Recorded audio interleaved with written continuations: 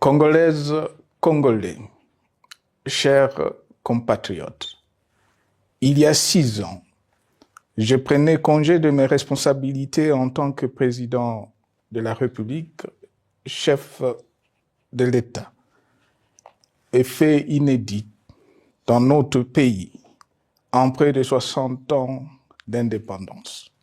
J'ai passé pacifiquement la main à un nouveau chef d'État. Depuis lors, je m'étais imposé un strict devoir de réserve, y compris quand j'ai fait l'objet, directement ou par mes proches interposés, de provocations, de déni de droit, d'humiliation, d'imputations dommageables et d'autres multiples atteintes à ma dignité. D'abord, parce que je suis convaincu que le temps est le meilleur allié de la vérité, un antidote lent mais puissant contre le venin du mensonge et de la délation. Mais aussi et surtout, parce qu'agir autrement aurait fait le jeu de ceux qui, par cette campagne odieuse, cherchaient à détourner l'attention de notre peuple de leur incapacité, aujourd'hui avérée, à répondre à ses attentes et aspirations. J'ai enfin décidé de briser ce long silence, de sortir de ma réserve et de m'adresser à vous parce que l'enjeu est de taille. Il est même existentiel. Non pas pour ma famille politique ou biologique, moins encore pour ma modeste personne, mais plutôt pour la nation congolaise et pour l'avenir de notre cher et beau pays. J'ai décidé de briser le silence parce qu'au vu de la situation que traverse notre pays, continuer à me taire m'aurait rendu poursuivable devant le tribunal de l'histoire pour non-assistance à plus de 100 millions de compatriotes en danger. Je saisis cette opportunité pour partager avec vous mes réflexions et participer ainsi à la recherche de la solution à la crise que traverse notre pays, la République démocratique du Congo, terre de nos ancêtres, car il est gravement malade et son pronostic vital engagé. Mieux que quiconque, vous en êtes conscient, car vous en faites quotidiennement les frais dans votre chair et vous en payez le prix. Mes chers compatriotes, vu l'importance stratégique de notre pays et le rôle qu'il est appelé à jouer, j'avais, de l'avènement au pouvoir du chef de l'État actuel, conclu avec lui un accord donnant naissance à la coalition entre nos forces politiques respectives. À propos de cet accord, beaucoup de contre-vérités ont été dites, y compris, fort malheureusement, par celui qui est censé connaître la vérité, parce qu'en étant l'un de deux principaux signataires. En attendant qu'au moment opportun, la vérité soit rétablie, preuve irréfutable à l'appui, permettez-moi pour l'instant d'affirmer qu'en ce qui me concerne, la conclusion de cet accord n'avait pour seule motivation que l'intérêt supérieur de la nation. Par cet accord de mutualisation de forces, j'entendais en effet permettre à mon successeur d'exercer dans la direction des affaires de l'État plus de pouvoir effectif que ce que la faible représentation de sa famille politique au sein de la nouvelle Assemblée nationale était en droit de lui conférer. Je voulais par ailleurs faciliter le fonctionnement harmonieux des institutions et éviter à la nation, comme à notre jeune démocratie, d'éventuelles crises politiques qui leur auraient été fatales. Cette première alternance pacifique et civilisée à la tête du pays avait suscité d'autant plus d'espoir qu'en janvier 2019, notre pays s'est trouvé en bien meilleur état qu'au moment de ma propre accession à la magistrature suprême en janvier 2001. Alors que j'avais trouvé un pays au bord de l'implosion, miné par une longue dictature et des guerres, sans institutions républicaines, économiquement en faillite et socialement déchiré. Bref, un pays dont l'incertitude de lendemain menaçait la stabilité de toute la région. Le 24 janvier 2019, j'avais en effet légué un bien meilleur héritage à mon successeur, à savoir un pays réunifié, largement pacifié et dont les limites territoriales correspondaient exactement à celles qu'elles étaient au 30 juin 1960. Une nation reconstituée, réconciliée et fière de sa diversité. Un État doté d'une constitution progressiste et des institutions fonctionnant harmonieusement. Une économie dynamique et résiliente et débarrassée du fardeau de la dette hérité de régimes antérieurs, du fait de multiples réformes structurelles engagées. Une armée nationale républicaine de plus en plus professionnelle et capable de relever le défi de la défense de l'intégrité du territoire national.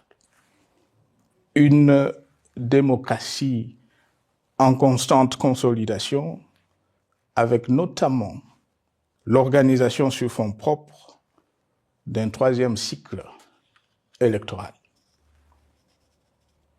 Le cœur serré, je constate qu'à peine 6 ans après, ce bel héritage en indivision, légué à l'ensemble de notre peuple, a été complètement dilapidé par celui qui en avait reçu la garde.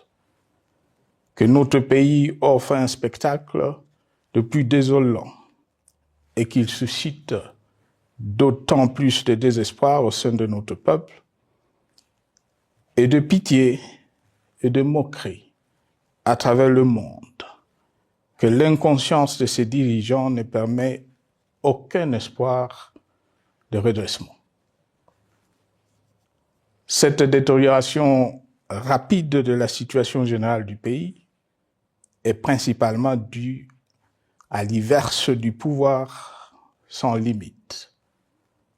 Le nouveau dirigeant s'illustre en effet par une série de remises en cause, reniements et violations intentionnelles de la Constitution, avec en toile de fond la volonté irrésistible de concentrer tout le pouvoir entre les mains d'un seul homme, au mépris du pacte qui cimentait la cohésion de notre peuple. Le premier acte de remise en question de ce pacte républicain, véritable socle de stabilité et de cohésion nationale, a consisté à violer délibérément la Constitution et les lois pertinentes lors du premier remaniement de la Cour constitutionnelle par le président de la République. La violation de ce texte juridique, fondement de tout état de droit, pour de simples raisons de confort politique est devenue depuis lors une marque distinctive de la gouvernance de notre pays. Dans le même esprit, en décembre 2020, il fut organisé un coup d'État institutionnel à la suite du renversement en pleine mandature d'une majorité parlementaire, pourtant dévolue par le peuple souverain, ainsi que le gouvernement qui en était issu. S'en sont ainsi suivis la nomination illégale de membres de la Commission électorale nationale indépendante, ainsi que le simulacre des élections de décembre 2023, organisées en violation du cadre juridique et de normes internationales pertinentes, qui, par une ampleur sans précédent de la fraude, ont amplifié l'illégitimité des institutions et de leurs animateurs. Le coup de grâce a été donné par l'annonce du projet de changement de la Constitution, un projet dont la réalisation liquiderait totalement le consensus national de Sun City. Les conséquences négatives de cette gouvernance non orthodoxe sont pour le moins stupéfiantes. Le pays est ainsi devenu un espace de non-droit. La République a cessé d'être démocratique et la volonté du chef de l'État tient désormais lieu de loi suprême, supplantant la Constitution et les lois. En revanche, érigé en politique du gouvernement, le populisme et la démagogie, le mensonge et l'arrogance, la discrimination et la stigmatisation de certaines composantes de notre peuple, l'institutionnalisation du tribalisme et du népotisme, l'opposition de communautés nationales, les unes aux autres, le discours de haine et l'injustice ainsi que l'impunité ont d'autant plus aisément détruit la cohésion nationale et le vivre ensemble que l'opulence outrancière et le non-respect de la parole donnée sont les maîtres mots de la classe politique au pouvoir. Ce qui a rendu le pays fragile et donc vulnérable. Plus grave, le repli identitaire, dangereux pour l'édification de toute nation, a refait surface, avec ses vieux démons dont l'intolérance et la division est circonstance aggravante. Cela est non seulement toléré et impuni, mais aussi et surtout véhiculé et financé par les tenants du pouvoir.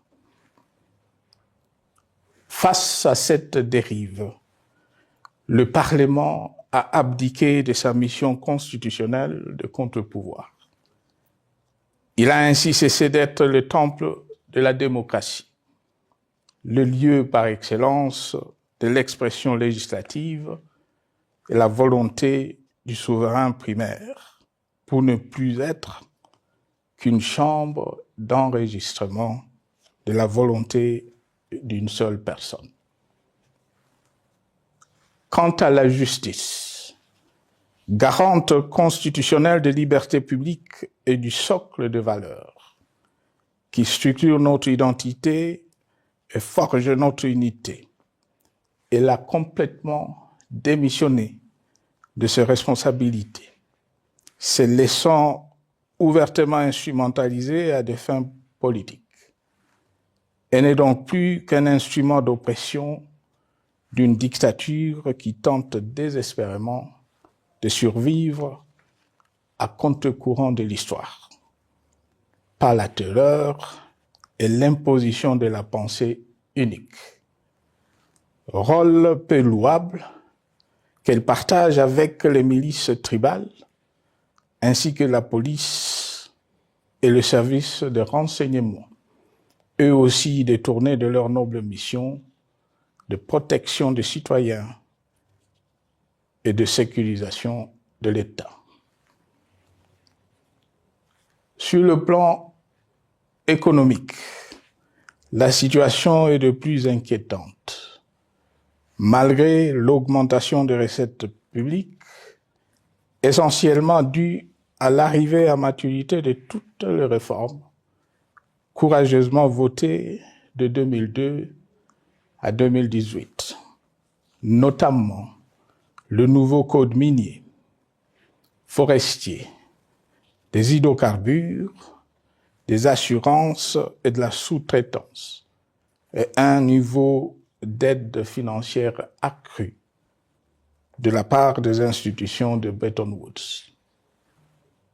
Aucun investissement n'a été réalisé pour doter le pays d'infrastructures modernes, soutenir de réformes structurelles et stimuler la croissance. Par contre, l'inflation et la dépréciation monétaire, jadis vaincues, sont de retour. La corruption et le détournement de deniers publics ont atteint un niveau inédit. Et l'endettement public que nous avions maîtrisé de 2010 a de nouveau grimpé en flèche, dépassant la barre de 10 milliards de dollars et suscitant des inquiétudes légitimes quant à la solvabilité à moyen et long terme du pays. Les conséquences sur le plan social sont aussi dramatiques. Aggravation du chômage, accumulation des arriérés des salaires des agents de l'État, baisse drastique du niveau de vie de la population et recrudescence du banditisme urbain, de l'exode rural et de la famine dans un nombre croissant de provinces. Les Congolais sont désormais en proie à une véritable angoisse existentielle. Parmi les victimes résignées de ce gâchis se trouve en bonne place notre jeunesse, qui a été pourtant de tout le combat démocratique et qui a beaucoup cru aux vertus de l'alternance pacifique. Aujourd'hui, sans repère ni perspective sérieuse du lendemain, ils se sont abandonnés, laissés à la merci des entrepreneurs de conflits et de vendeurs d'illusions de tous bords. Rien de ce qui lui a été promis depuis 6 ans n'a été réalisé. À cette jeunesse désabusée, comme à l'ensemble de notre peuple, nous tenons à donner une assurance. L'échec d'un régime compromet, mais ne scelle pas définitivement le sort d'un peuple. Mes chers compatriotes, s'agissant de la situation sécuritaire, dans les grandes agglomérations comme dans nos campagnes, elle est partout plus que préoccupante. C'est le cas notamment au nord Kivu, au sud Kivu, en Ituri, au Maniema, au Tanganyika, au Katanga et au Mai-Ndombe, province pourtant voisine de Kinshasa, capitale du pays et siège des institutions. Le sang de nos compatriotes civils et militaires, valeureux officiers et soldats des rangs, mais aussi députés, éminents membres de la société civile ou de partis politiques, a ainsi abondamment et gratuitement coulé. Du fait de l'intolérance, du cynisme, voire pire, d'un terrorisme d'État pratiqué dans un seul et unique dessein, l'abus du pouvoir pour le pouvoir. C'est le cas, entre autres, de plusieurs centaines de détenus du centre pénitentiaire de rééducation de Makala, sauvagement abattus dans la nuit du 1er au 2 septembre 2024, victimes sans défense d'un crime incontestable contre l'humanité, à ce jour restés impunis. Il en est de même de membres de la secte mystico-religieuse Wazalendo de Goma, de jeunes de la Junafek à Lubumbashi et du massacre des adeptes de l'église Mbidi à Kilwa. Cette déliquescence de la situation sécuritaire est due à la mauvaise gouvernance du pays, qui dans ces secteurs est aujourd'hui caractérisée par une formation militaire bâclée, des recrutements et mises en place ethniquement motivés, ainsi que par l'emprisonnement sans jugement, aussi bien de plusieurs militaires et officiers de haut rang que des agents de l'ordre et de sécurité, majoritairement swahiliphones. Bien plus, à l'armée nationale, bouclier de la nation, instrument de préservation de l'indépendance nationale et de l'intégrité territoriale, il a été substitué de bandes de mercenaires, de groupes armés, de milices tribales et de forces armées étrangères, qui ont non seulement montré leurs limites, mais aussi enfoncé le pays dans un chaos indescriptible. L'État a ainsi perdu le monopole de la violence légitime en sous-traitant aux groupes armés, autrefois maîtrisés, le maintien de l'ordre public et de la tranquillité nationale.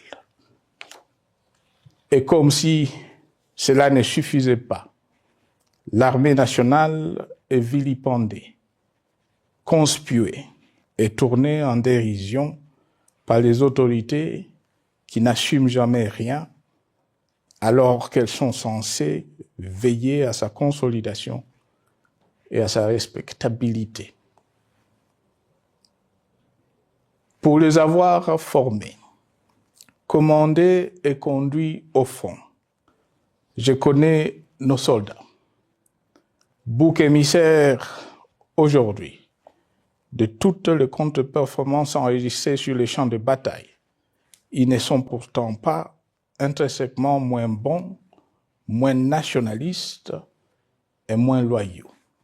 Ce qui a changé entre-temps, c'est la qualité du commandement et de leur prise en charge. Au niveau régional, le gouvernement a levé l'option désastreuse de se détourner de deux principaux instruments internationaux qui étaient à la base de l'architecture régionale de paix et de sécurité, laquelle avait permis la stabilité régionale que le président actuel avait trouvée lors de son accession au pouvoir, à savoir le pacte sur la sécurité, la stabilité et le développement dans la région de Grand Lac et l'accord cadre pour la paix, la sécurité et la coopération pour la République démocratique du Congo et la région. Plus grave encore, en faisant de forces négatives, les FDLR, ainsi que des centaines de groupes armés congolais, des supplétifs des forces armées de la République démocratique du Congo, le gouvernement a ouvert la voie à la régionalisation du conflit, avec des conséquences inévitables sur la stabilité de la région. Mes chers compatriotes, alors que sur le plan institutionnel, politique, économique et social, les fondamentaux avaient été établis et que le pays avait été placé sur la rampe de lancement, prêt à décoller. Nous voici, hélas, en un temps record, soit 6 ans, de nouveau à la case départ.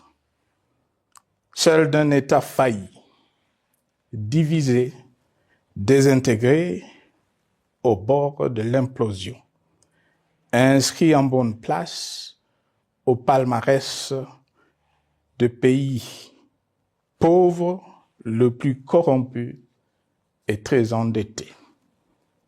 En atteste tout le rapport tant du Conseil de sécurité des Nations Unies que ceux sur l'indice de développement humain et sur la pauvreté. La crise qui déchire notre pays est donc profonde et multidimensionnelle. Sa solution doit être nécessairement globale. Toute autre approche n'a donc aucune chance de conduire à une paix durable. Bien plus, le Congo est intemporel. Il n'appartient pas à tel ou tel régime politique, ce dernier étant par définition rotatif et donc passager en démocratie. Il appartient plutôt au peuple congolais dans sa grande diversité. Ce qui est vrai du Congo l'est aussi des immenses ressources du sol et du sous-sol dont il regorge et qui sont essentielles à la croissance et au développement à l'échelle internationale.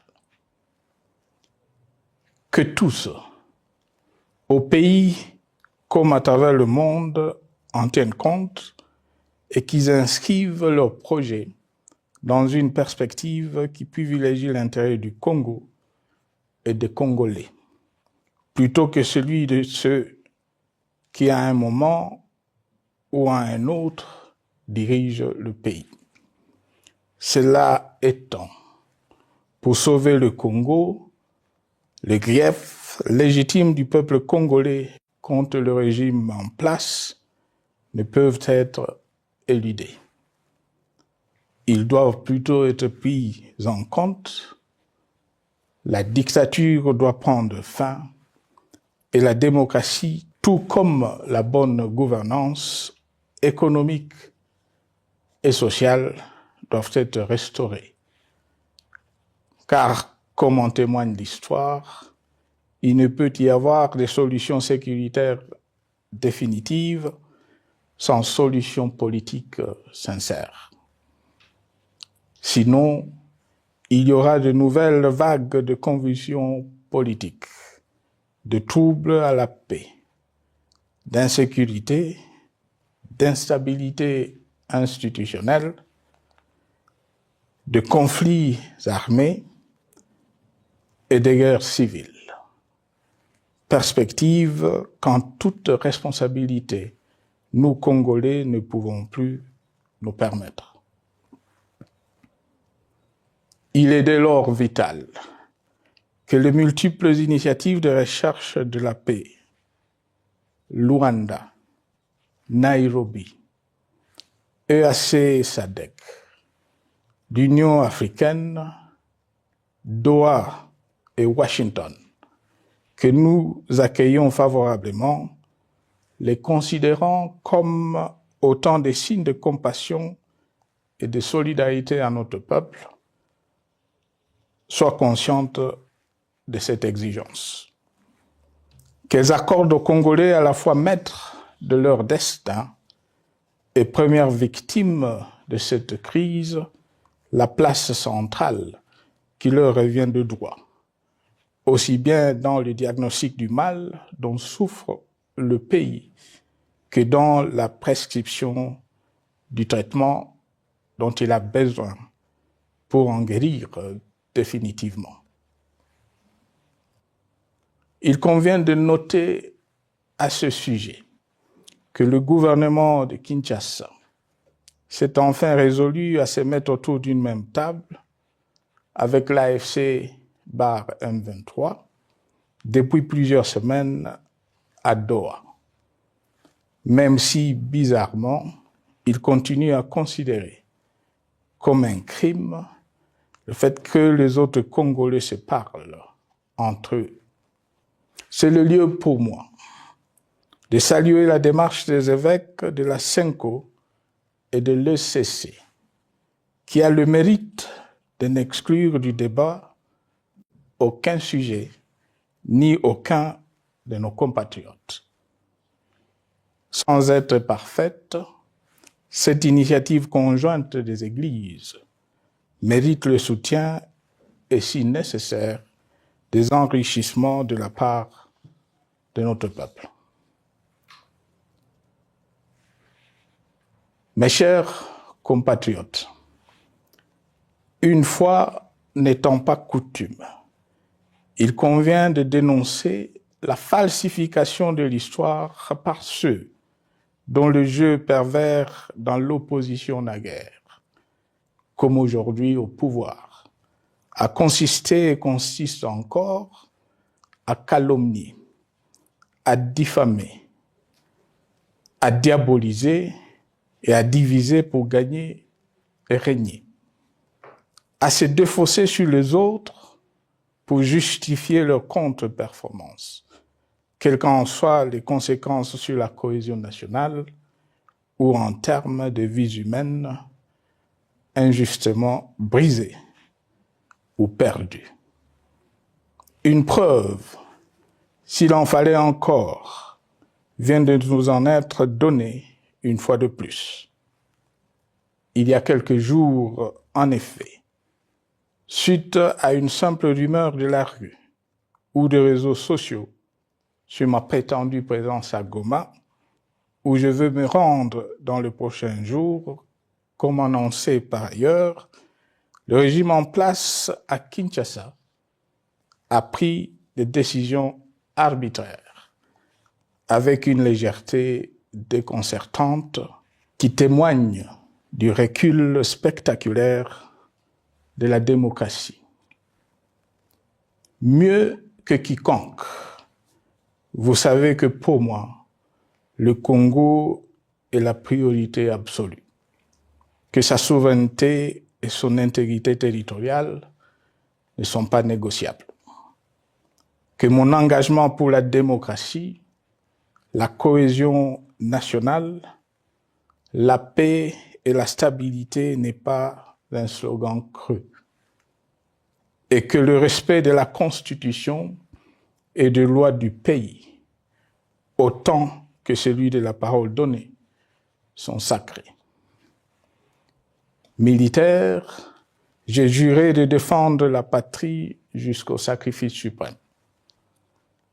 Hier au pouvoir, aujourd'hui en dehors du pouvoir, je demeure plus que jamais fidèle à ce serment. En ce moment où le pays est de nouveau divisé, appelé par le destin, j'ai le devoir d'œuvrer à la recherche de la paix et de contribuer à la reconstruction de notre pays qui se meurt.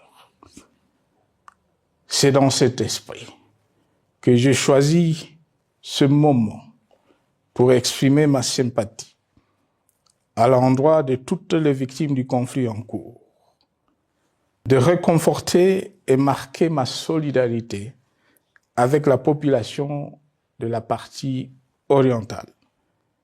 Vous, qui êtes abandonnés par le pouvoir central, qui semble avoir pris le parti de vous punir, entre autres, en déconnectant les institutions financières du réseau bancaire national, et en restreignant le mouvement de personnes et de biens.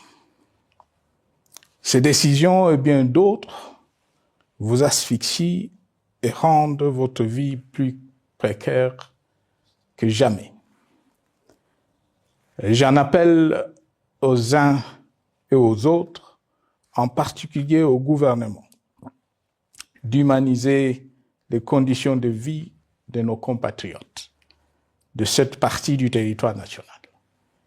Ils ont droit à la vie, à la scolarisation de leurs enfants et aux autres conditions du bien-être.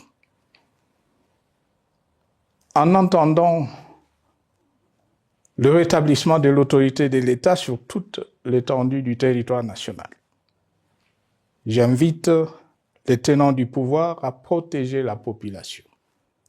De même, l'armée, la justice, les autres structures en charge de l'ordre et de la sécurité doivent être véritablement au service de la population et répondre à ses aspirations.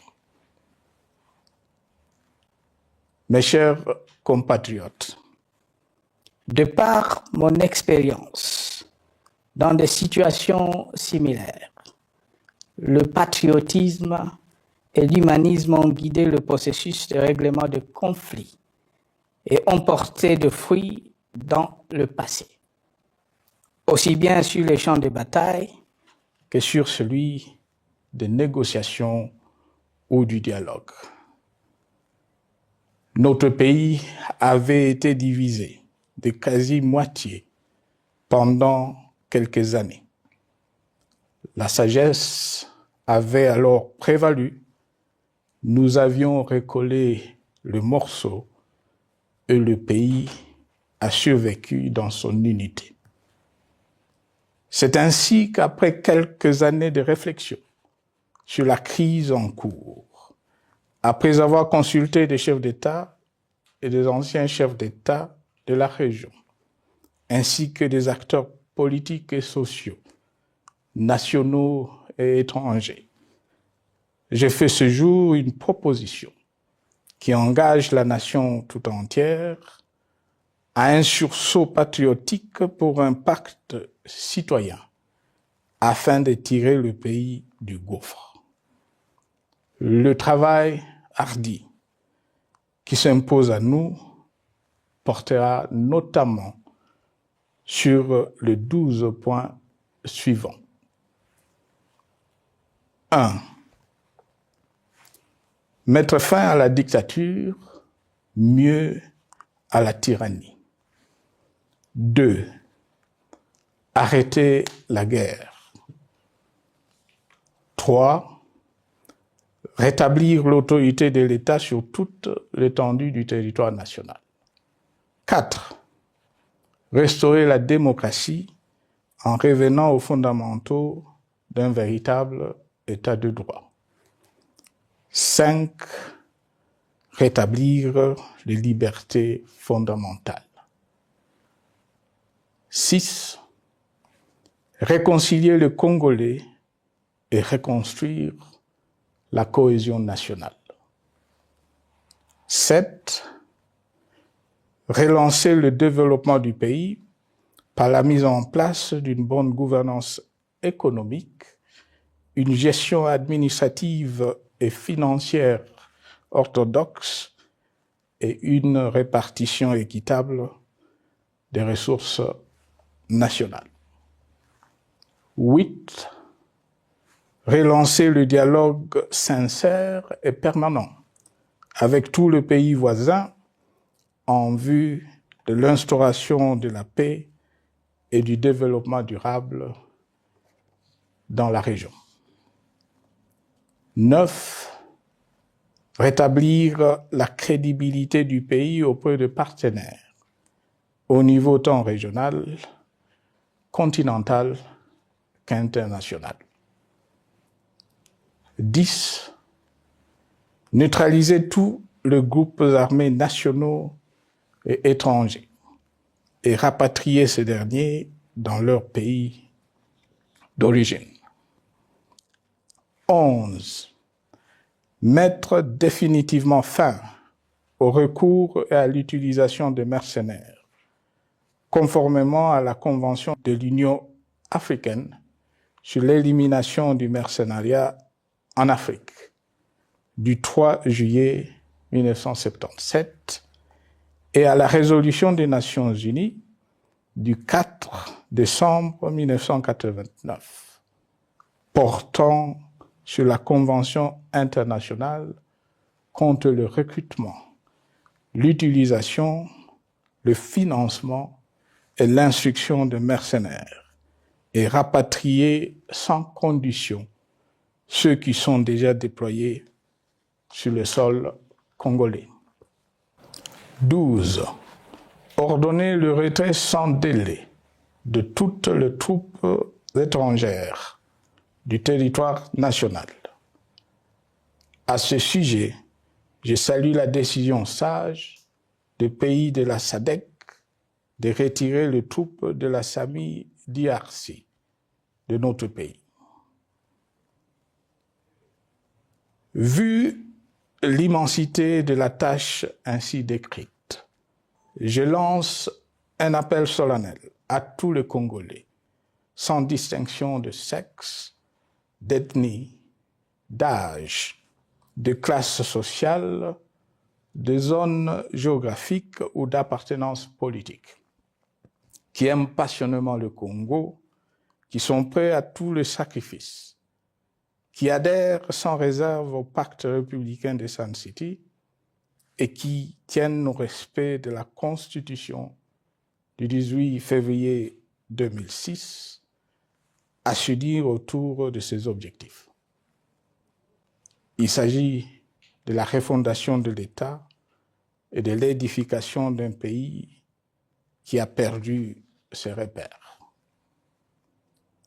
Mobilisons-nous et mettons à profit tous les moyens à notre disposition pour restaurer l'unité nationale, sauver le Congo et préserver son indépendance, car l'Afrique et le monde nous regardent. Mes chers compatriotes, le Congo vaut mieux que la caricature qu'en donnent ses dirigeants actuels. Le Congo mérite mieux que cette politique extérieure faite de jérémiades et de mendicité. J'ai donc la ferme conviction que le peuple congolais est capable, aujourd'hui comme en 1960, de vaincre le démon de la division, qu'il est capable aujourd'hui, comme au cours de la décennie 90, de vaincre la tyrannie et la tentation du pouvoir absolu.